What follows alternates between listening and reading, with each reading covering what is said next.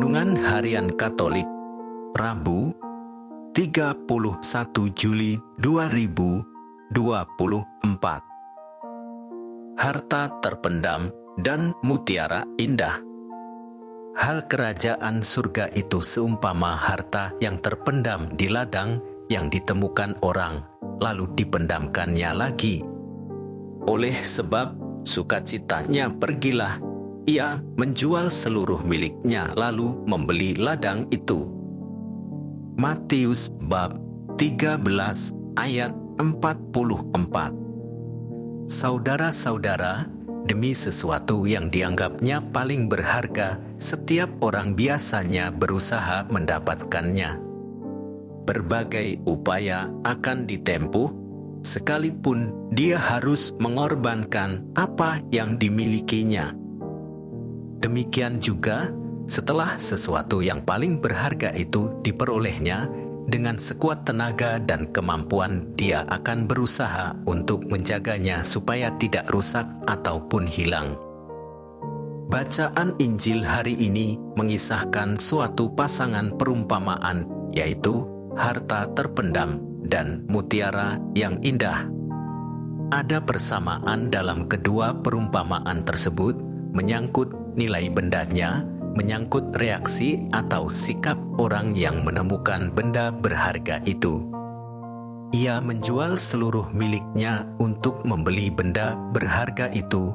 Dia berani berkorban demi sesuatu yang lebih bernilai. Perbedaan antara kedua perumpamaan tersebut terletak pada soal mencari atau menemukan.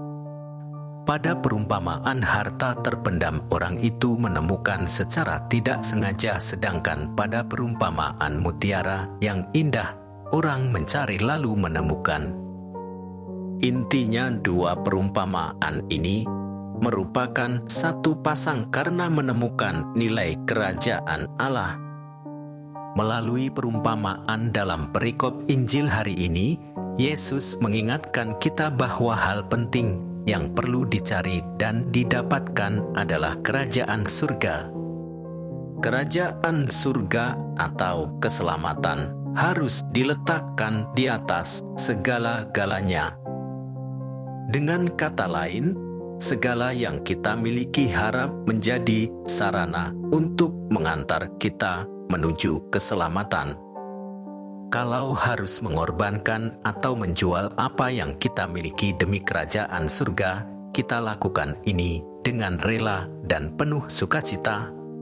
Yesus pernah bersabda, "Tetapi carilah dahulu kerajaan Allah dan kebenarannya, maka semuanya itu akan ditambahkan kepadamu." Yang perlu dibuat adalah konsistensi dengan iman dan perbuatan sebagai orang Kristen. Kerajaan Allah tidak lain adalah Allah yang meraja. Kerajaan Allah sudah datang dengan kedatangan Yesus. Maka Yesus sendiri harta dan mutiara yang tidak ternilai itu. Dalam Yesus, orang yang mencari dan menemukannya akan menerima kehidupan kekal. Itulah janji Tuhan, janji yang sudah dinubuatkan oleh Yeremia, "Sebab aku menyertai engkau untuk menyelamatkan dan melepaskan engkau." Demikianlah firman Tuhan. Guna memperoleh harta terpendam atau mutiara indah itu, orang mesti berkorban.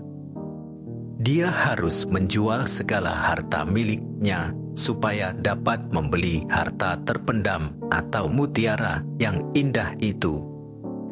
Demikian pun guna memperoleh atau masuk ke dalam kerajaan Allah, orang mesti berkorban dengan berusaha menghayati ajaran-ajaran Yesus seperti memikul salib setiap hari, melayani satu sama lain dalam semangat kerendahan hati, berkorban untuk orang lain, saling mengampuni, bertindak adil dan jujur, dan lain sebagainya.